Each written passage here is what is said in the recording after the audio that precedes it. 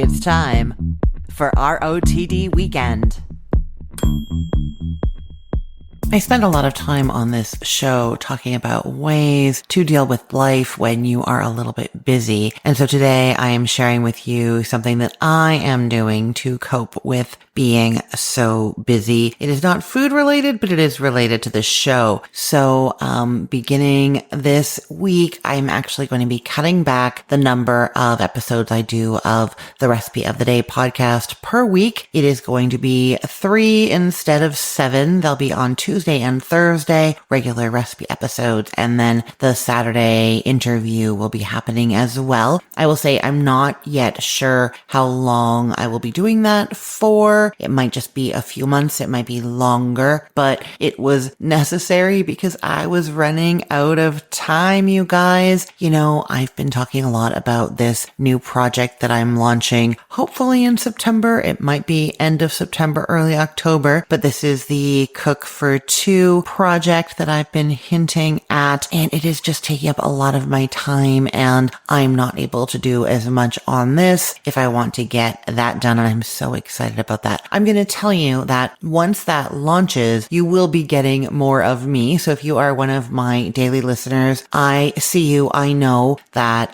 you're going to be sad that I am reducing the number of episodes, but once we launch Cook for Two, I am going to be doing some extra episodes that are for recipes for small households. So I'll be adding some of those daily recipes in there. We're also going to be doing live cooking demos, me and Marty on YouTube. So there will be chances to see me and interact with me there. There are going to be some like Zoom style meal planning sessions. I think of them more, I say like meal planning therapy sessions. I don't know if we're going to meal plan, talk about meal planning, or like get into other stuff, but it's going to be me on like conference Zoom kind of calls with you guys if you want to participate. And so I'll be doing that as well. So there's going to be lots of chances to hear more from me and interact with me coming up. But to make that happen, I had to scale back a little bit over here. So you have today's episode, and then tomorrow on Sunday, I will be with you. And then it's going to be Tuesday, Thursday, Saturday going forward for an indefinite amount of time. I want you to know that this has been a difficult decision for me because I love doing this show, and I have a certain amount of just like general pride at having put out something every single day for several years. That made it a difficult decision, but I know that it's the right thing for me right now, and I think that you're going to be happy with it all in the end also.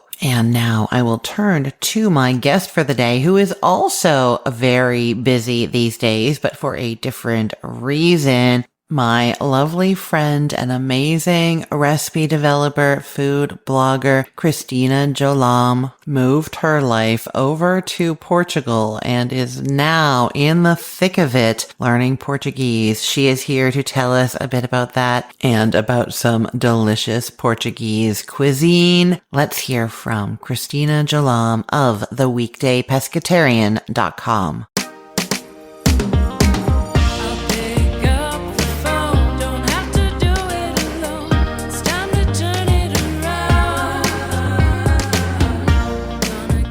Welcome back, Christina. It's so great to see you. Oh, so good to see you, Christine.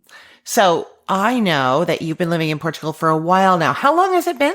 It has been just over 4 years. Wow. And you guys are considering citizenship and you're taking Portuguese language lessons. Is that right? We are. We're in an intensive program right now. We go about 4 nights a week. This week we have all 5 nights, no nights off. And it's about 4 hours a night. Oh, and wow. that's for 10 weeks in a row. Yes. So we are up to our necks in verb conjugations and all sorts of fun stuff. But a couple of weeks ago, the entire week was about food. Oh. And ordering at a restaurant and the different fish. And I aced it. I was like, if there's anything in Portuguese I can talk about, it's food. I love that. That is so perfect. Do you feel like you're becoming more fluent?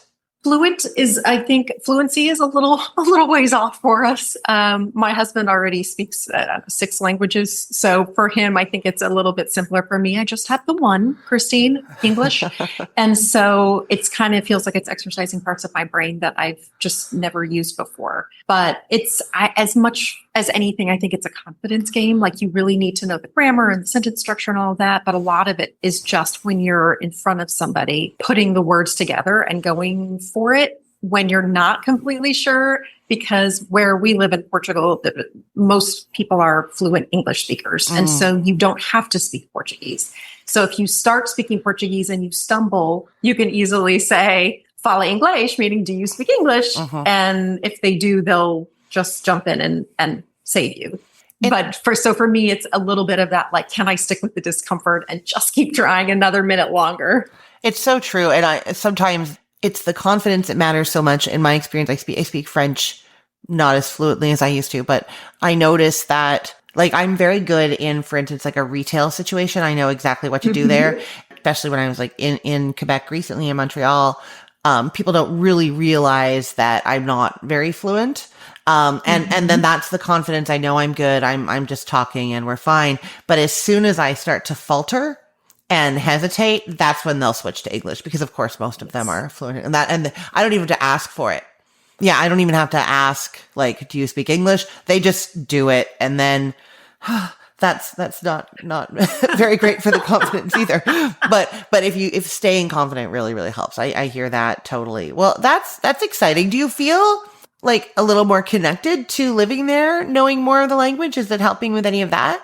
I think so. I mean, I think we have good friends who are Portuguese, who are local. I mean, my husband's best friend is Portuguese. That's one of the reasons that we chose Portugal initially. So we're pretty familiar with the culture and the customs and all of that. We've driven all over the country at this point and spent a lot of time in different areas, and I've loved all of it. But certainly when you get out of the major cities and some of the smaller towns and villages, it's very helpful to be confident speaking Portuguese, because you don't want to assume when you walk into every little Tasca or Mercado that everybody there speaks English. You want to, greet everyone in Portuguese and start the conversation there. And so, yeah, I think that that's a big part of it, is the language and being confident with your skills there. So I want to ask about the regions in terms of food. I know very little about Portuguese food, but now you're traveling around everywhere. Are there differences in different areas that you're noticing? Certainly. I mean, I think we live in the Lisbon district. Then I would say the two that I'm most familiar with would be Lisbon, the Lisbon area, and then Alentejo, which is south of us. And that has a lot of pork dishes, certainly. Very homey, very stewy, lots of great flavors. I will say Portuguese food is not fussy or fancy or precious in any way. It is so flavorful, with just a handful of often repeating herbs and spices. They really coax an enormous amount of flavor out of these dishes. And like where I live along the coast, obviously seafood is a very big part of daily life. But again, very simple. You'll have a fish cut open on an open fire at the restaurant. They bring it to your table with salt and pepper and olive oil. And it's fantastic. It was probably swimming yesterday. Wow. So, you see some differences. And then if you've watched travel shows, Anthony Bourdain had been to a lot of the different districts. And so some of like the most popular sandwiches, especially Lisbon has some very particular ones. Up north in Porto, there's the francesinha sandwich, which has like 4 different kinds of pork and a fried egg on it, and then like a tomatoey beer sauce poured all over it. Oh, it's kind of a Portuguese, Monte Cristo or something. It's there's some fun differences in the different regions, but so far I have not found one I dislike. So that's good. I love what you said. So sometimes the flavors are really just that simple: olive oil, salt, and pepper on fish, and that's that. Like it's not always olives and herbs and all the other things too. I will say, Christine, that olives are always on the table at a Portuguese restaurant. When you come in, if your listeners have ever been to Portugal, they know when you go sit down at a restaurant, the waiter comes over and they have a small dish of olives and some fresh bread and some butter and probably sardine pate and various little nibblies and treats, and they hold it out to you. And it is not complimentary. If you take anything, you do get charged for it, but olives are always a part of that. And they're gorgeous little Portuguese olives, and they'll often have some kind of marinade, some dried herbs and spices, always garlic, because of course they do. And they are lovely. They're often my favorite way to start a meal in Portugal. They sound amazing. I love olives, but I think the ones we get here are not as good as the ones that I've had in various parts of Europe. So I'm sure they're much better there. They're fantastic. Wonderful. Well, okay. So Christina, you've been on this show before, so I'm assuming you've brought a recipe to share with me. Is it a Portuguese recipe this time? It sure is. Yay! I'm excited. What are you telling us about? I'm sharing one of my absolute favorite comfort dishes from Portugal, and that is Portuguese seafood rice.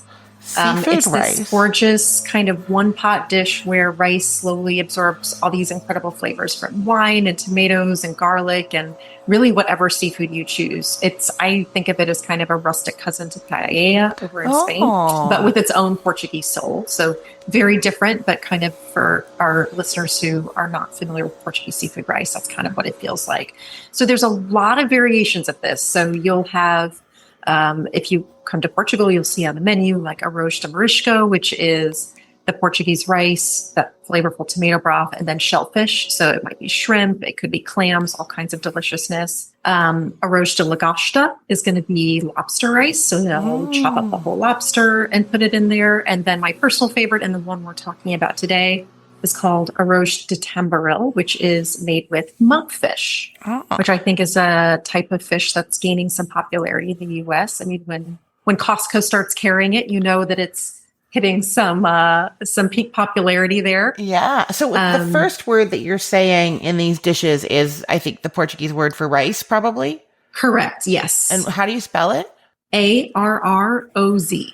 I see. Arroz. Yeah, and it's a sh, whereas in Spanish it's more of a Z. I like love a rolling it. Z, yes. Okay, now I know exactly what you're saying. Okay, and this one is with monkfish. You're right. I have been seeing it more places on social media and in the grocery stores.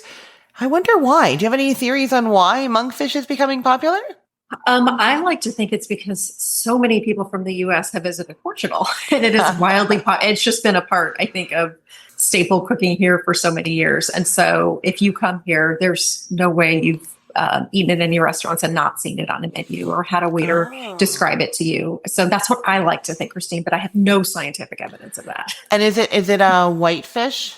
It is a white fish, but I'll say it's very different than basically any other fish. Like this is the one that in the States is called poor man's lobster. So it has a very firm texture, and usually you're using like the monkfish loin, which you could think of it in the shape of basically a pork tenderloin. It's quite firm. You can cut it into big chunks. It's very forgiving in the cook. So we'll talk through this, but it'll braise in the stew. Very forgiving in a way that like a cod or a flounder would never be. Yeah. So it's a lovely, very unique. I don't think I ever tried it before I moved to Portugal. And honestly, now I can't get enough of it. Oh, I'm so excited. Okay. So I don't know if I've ever cooked it before. I've had it in restaurants and I've seen it in the stores. So now I'm going to learn from you what to do, and I will try it very soon. I'm excited. So where do you start when you're making this? So we're going to start with the fish. We're going to get about 1.5 pounds of monkfish loin. And generally speaking, if you're buying this at a fish counter or you're buying it at Costco, likely frozen, it's already going to be cut into chunks. If it's the whole loin, the fishmonger can cut it up into chunks for you. So these will be boneless chunks of fish. And again, it's going to be quite firm. When you get it home, for something like this, if it is thawed already, I'm probably going to cook it within 24 hours. So when it's time to cook, you're going to take it out of the fridge. You're going to dry it off nicely with paper towels or a tea towel, season it simply with salt and pepper, and then just set it aside and let it come up to room temperature while you start your stew pot of aromatics. Mm-hmm. Nice. The chunks, they were like 2-inch chunks kind of? Yeah, I'd say about 2-inch chunks. Exactly. Yeah. Okay. And because we're going to braise it in the stew, we chatted last time, and I'm a big proponent of drying fish aggressively so that you get a nice sear. We are not searing this. It's going to braise very gently, so we don't have to be fanatical about the drying. We're just going to paper towel it off, season it, and then move on with our day. Okay. Now, if you can't find monkfish, and honestly, you should be able to find it because it's become a lot easier, but you can be flexible. Large shrimp, Argentine red shrimp that we talked about last time would be lovely in this dish. I've made that several times. Halibut, like a nice firm halibut cut into like 2-inch chunks. Now that is going to be more tender. So I would be cautious as you're stirring after you've added the fish, but those would be lovely options here as well. If you choose something that's more delicate, like a cod, the flavor will still be lovely, but it will flake apart in the stew. So just be aware of that. Little flakes of fish instead of, you might even, I think I've seen in fish stews before, sometimes the really big chunks of fish, I think for that reason, maybe you would know better than I would, but you put a really big chunk, and then even if some of it starts flaking or breaking, you still have bite-sized pieces instead of starting with bite-sized pieces, and then you just have little smidgens everywhere. Yeah, and I should mention, my husband actually loves when I make this with swordfish. And swordfish is a much firmer type of fish as well. Yes. And now I would say monkfish is a little bit milder in flavor than swordfish, but it works really well in this recipe. Everybody in my house loves swordfish, so that is great to know. I'm making a note.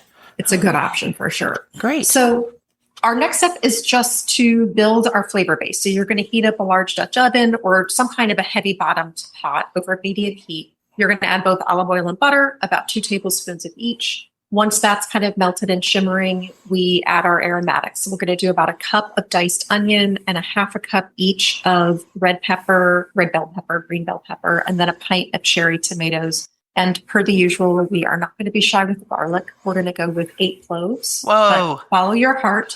This is a good pot of stew. So if you live in a house of garlic lovers, you can certainly increase that. But 8 does a really nice job flavoring all of the rice, which needs a lot of flavor.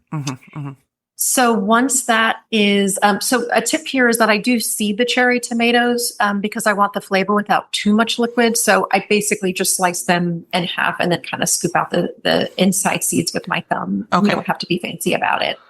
And we're going to saute this pot for about 3 minutes. That's not going to do a ton of cooking. It's just going to start softening everything up. It's going to smell amazing. And then we're going to go in with our spices. I'm excited to know what's in here. Yeah. Yeah. So I mentioned earlier that Portugal has a handful of spices that are used in a lot of different dishes. Smoked paprika is one of them. One of my Big favorites. fan of the smoked paprika.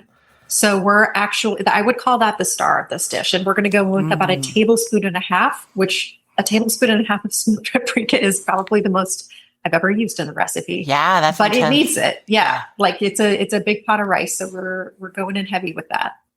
And we're going to use salt, pepper, and then red chili flakes, which are optional, but I think add a ton of flavor, and then a bay leaf. And we're going to toss everything together for about a minute and just kind of let those spices bloom and get delicious. Yeah, they will. Really, really nice. That sounds great. I love that combination. I don't use bay leaves as much as I used to. Is bay leaf showing up in a lot in Portuguese cooking? It shows up in everything. Oh. You often, if you go to a restaurant, my husband really enjoys steak, and he will get a steak and they'll have made kind of an olive oil garlic sauce that has crumbled up bay leaves in it. Like they put it in soups, stews, toppings for fish. It is very popular. Do you see fresh bay leaves in a lot of places? I can almost never get them where I am now. Yeah, you do. Yeah. I'm jealous. I think there's a lot of the trees here that grow. And so, yeah, it's widely available. Yeah. Where I used to live in Toronto, all the grocery stores had them. And I don't think I've seen them. I'm not going to say definitively, but I do not think I've seen them in the herb sections in Orlando ever. Wow. Okay. We might have to go to a specialty store for that. Yeah, I will.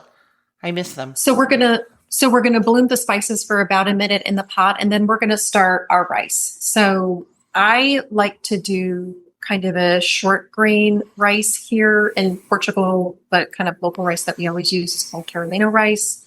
Not the same as Carolina rice in the US. So that's more of a long grain rice. So you could use arborio rice, works perfectly here. You just want those shorter kind of pearly rice grains that get very creamy as they cook. Oh, yeah. And we're going to toss it around. So we're basically coating every grain of the rice in that buttery flavored oil and vegetable mixture. You really want each of your grains to look kind of glossy when it's all said and done. Now we're going to pour in a cup of dry white wine, and we're going to crank that heat up to medium high because we really want that to kind of condense and bubble up and burn off the alcohol, but really condense those flavors. So that will only take about 2 minutes at a higher heat. So let that kind of cook off.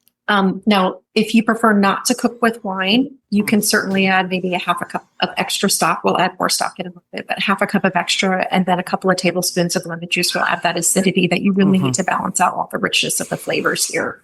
Yeah, it will give it a little bit of, as you know, a different flavor profile, but it'll give you some acidity, which is really what you need. And it's the lemon flavor should work with the fish, tomatoes, garlic, all that really well too. Yeah.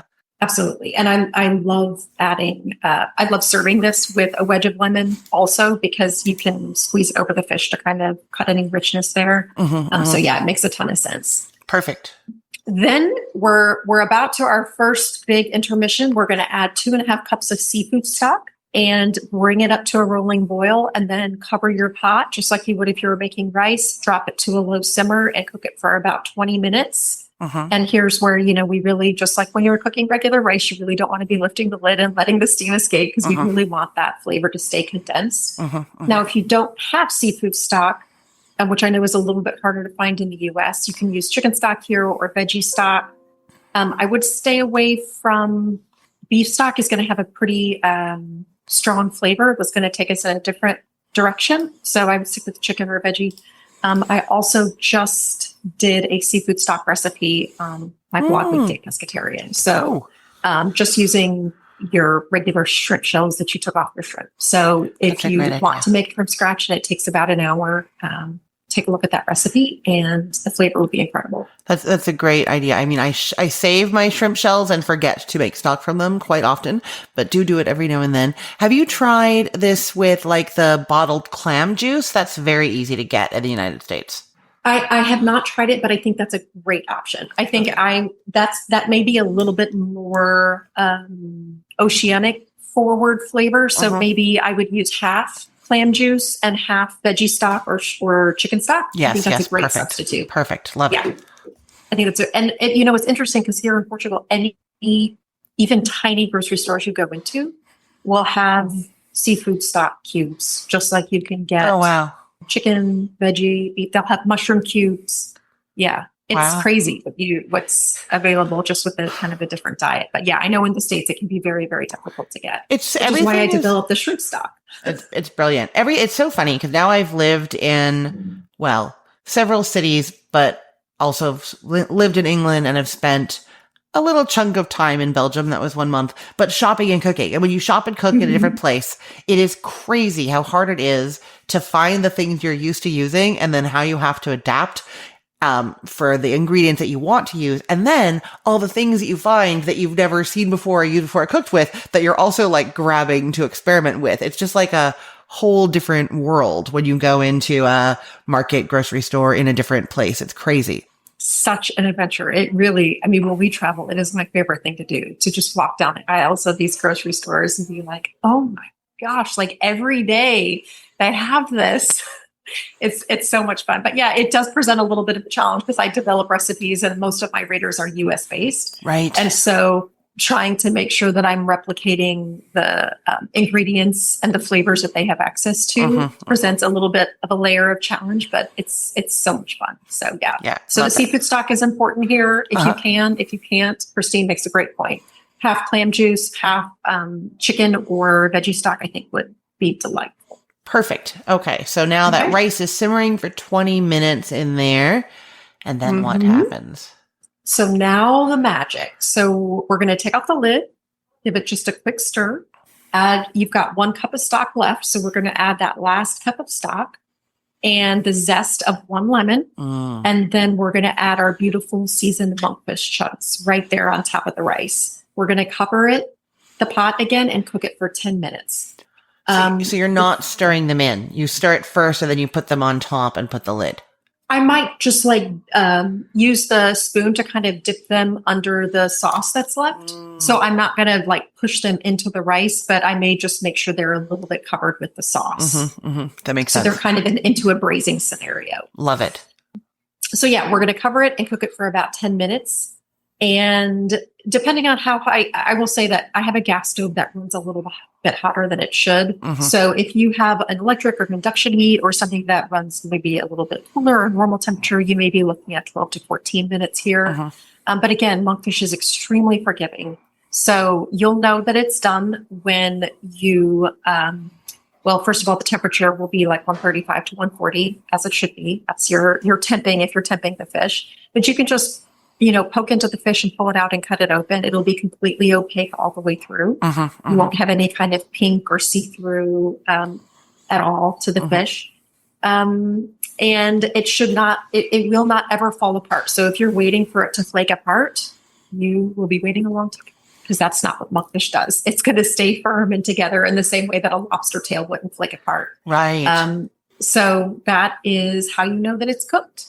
Wonderful. And we're going to stir in, the last step is to stir in a cup of fresh cilantro leaves at the end. And you can dice these up. You can leave them whole, depends on what your people like.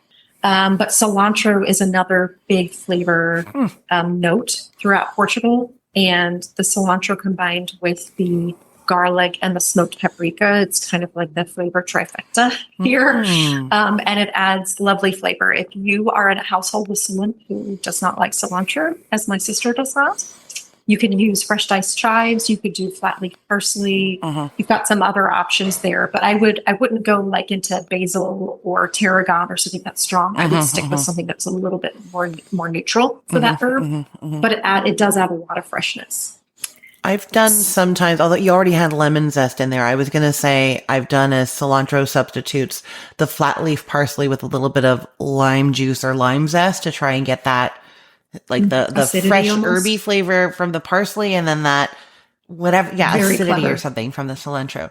That's very clever. I love that. Yeah, that would add a little bit more of the brightness, because parsley doesn't, I don't know. For me, parsley is fresh, but it's not bright. And cilantro is very bright. So I love the idea of a citrus. So that you're stirring gently into there, kind of fluffing basically it? Folding. I would almost fold it in. Now the rice is not fully set up. Don't think of it as a dry rice dish. This is like a stew. So you've got some very flavorful broth, rice. Your veggies are all mixed in there. You've got your big chunks of fish. So, you serve it with a ladle. So when you get this in a restaurant, which we've done probably 100 times at this point, they bring a covered pot to your table, even if it's for one or two people. And they usually say, just leave it covered for a couple of more minutes. And then they walk away, and you're it's the longest 2 minutes of your life waiting to take the lid off and eat it. And then they'll come back and they'll be like, okay, it's perfect now. And they're just kind of waiting for that last few minutes for the rice to just absorb those last few flavors. And they come and they'll dish it out for you. And they'll say, do you want peri-peri oil with this? Which is kind of the spicy Portuguese oil. Now we've added some pepper flakes to this, but I love serving this with a little bit of hot sauce, because rice can handle a ton of flavor, as can monkfish.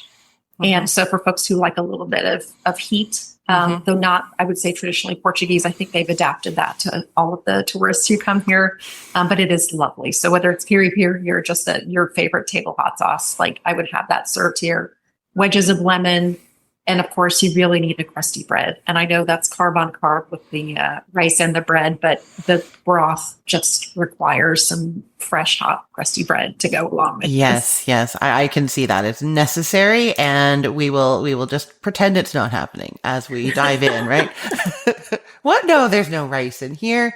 This is just love it. Oh, this sounds amazing and perfect for right now. We're heading into just about back to school, fall season, super cozy. And still sort of light and fresh. Fish is a little bit lighter feeling. So it's kind of perfect transition time, cozy food, right? think so too. And I'll tell you, it's so funny. One of the things about living in Portugal that's really changed my perspective is that soup and stew is a year-round event here. I mean, it is close to 90 degrees Fahrenheit today. And when I walk through my neighborhood, every little Tasca and restaurant has a blackboard out front that has the plato de dia, which means the plate of the day or the main dish of the day, and they will have a sopa de dia, which is their soup of the day. And that is every day of the year that they are open, they serve soup. Sounds like my kind of place. Yeah, exactly. This Portuguese rice stew dish is something that is served proudly all year round. I mean, there's certain seasons when the fish is better anyway, and a lot of times that's in the summer. And so, yeah, I feel like in America, there's very specific seasons for cozy food. And here, so much of the food that I would consider cozy is like, all right, it's July 4th, guys, let's have some stew. Yeah, I know. Well, living in Florida now, I feel like I have less associations with the weather and the food. I use the food to bring on. So like, fall doesn't really start, like we never really get fall. It doesn't start to get even ridiculous, even remotely cold or even like never gets cold, slightly chilly. Like you need a sweater at night until November, December, sometimes January. So the way that I get into the spirit of it being autumn in September is soups and stews and cozy food, even if it's still too hot to go outside for a walk. Like you're still carrying your personal fan around with you. No, you cook your cozy stew. Yeah, no, it's true. Sometimes September can get nice, but it's often later. Well, Christina, this has been amazing as always. I cannot wait to try this. I actually know that everybody in my house is going to love this. They love smoked paprika. They're all cilantro eaters. This works for us perfectly. And they like swordfish. I don't think we've tried monkfish. So this is going to be an exciting adventure. Thank you so much. My pleasure. Can you let everyone know where they can find you if they want more of your amazing seafood recipes? Where should they go? Of course. You can find me at weekdaypescatarian.com. That's the site where I share all my recipes. That makes seafood approachable for home cooks. I'm on all the socials, including Instagram, Pinterest, everywhere at Weekday Pescatarian. And if you or someone you love is planning a trip to Lisbon and you want to eat like a local, I have a free guide on my site. If you go to the page that I think Christine will link to the Portuguese seafood rice, you'll see where you can sign up to get my free guide to eating your way through Lisbon. And it's full of my favorite spots that most tourists never find. So I hope you find it. I love that. I want to do it. Oh, that sounds so great. Thank you so much, Christina. Thanks, Christine. Talk to you soon. Bye.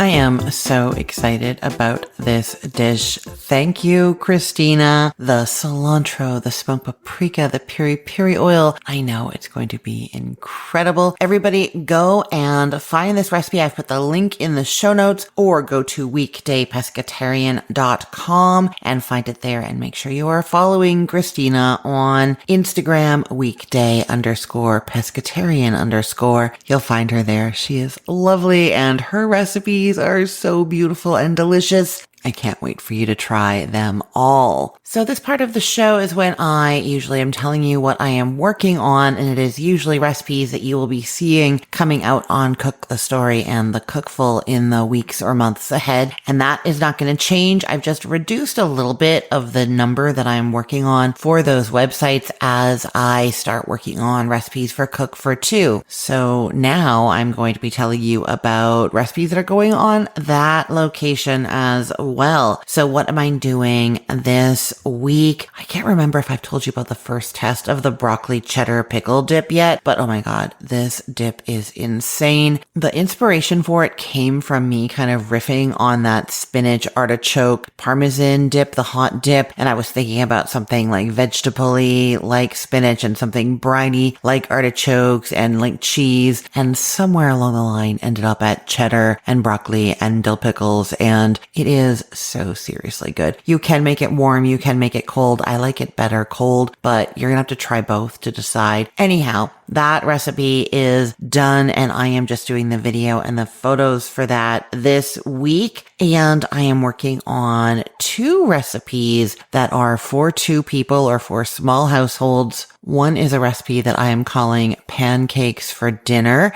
And what I really want from this one is the perfect pancake recipe that makes exactly enough for 2 people. And so that's kind of the heart of it. And I want it to be a little bit healthy. I'm going to add some flaxseed meal in there. I might try whole wheat flour and play with that. But really I want to get the amount for, 3 to 4 pancakes per person. And then because I tend to do more savory dinners than I do breakfasts, I decided to make this more of a dinner. So I'm thinking about like some prosciutto on top, maybe some walnuts, still a little bit of maple syrup, maybe some sliced apples, maybe some blueberries. But yeah, so there's some savory notes with the prosciutto and the walnuts, but then still some sweet tart notes. So that is where I'm going with that one. I'm very excited about it. Excited to get the amounts just right for 2, but also excited to taste it. And then I'm also doing a pineapple chicken sheet pan dinner. And what I really want from this one is to make a sheet pan dinner that's on a smaller sheet pan that's just kind of enough for 2 people. You don't always want leftovers from every single thing that you make. You can, of course, double these recipes. If you want to have leftovers, you can double it. But if you don't want leftovers, you just make this, and then you're not worrying about having things, like this one actually calls for 1 bell pepper. That's what I'm hoping. So you're not like making it and having half a bell pepper in your fridge. It calls for 1 can of pineapples, like that kind of thing. So you're not having to like split things in half. I've kind of done some of that thinking for you to make it very straightforward to make this a smaller dinner. So those are the things that I am working on this week. As to what is going live on the websites this week, I have one recipe for you. It is for Mexican grilled chicken. This is just great on its own, a wonderful dinner. Just spice up everything. You have some rice and some beans and a salad, and then this wonderfully flavored chicken. That is a perfect dinner. Or you can do extra of it, or just cook it up and shred it to use in tacos, taco bowls, burritos, on nachos, anything like that. Tons of flavor, delicious marinade, delicious ingredients. A great recipe going live on Monday on thecookful.com. And yes, you can be sure that I will be telling you more about that recipe this week on this podcast, and I will have another recipe for you as well. I will say, I know that those of you who listen all the time, if you are wondering more about this decision, or if you have any advice for me, if you'd rather I be doing Monday and Wednesday instead of Tuesday and Thursday, or anything like that, send me an email and let me know, because I know this is a change, and if you have any input or any questions, I am open to hearing from you. So you can email me at christine@cookthestory.com, and I'm always happy to hear from you about this or about anything. Send me an email. Okay, I think that is it for today. I want to say a huge thank you to Christina Jolam of weekdaypescatarian.com. Don't forget to go and follow her, everyone. And a big thank you to you. Thank you for listening. As always, I love doing this podcast, and I am not going to stop, even if I am reducing it just a little bit. I am Christine Pittman from cookthestory.com, thecookful.com, the all-new chicken cookbook, and from this podcast, Recipe of the Day. I hope you have a great weekend. Let's get cooking.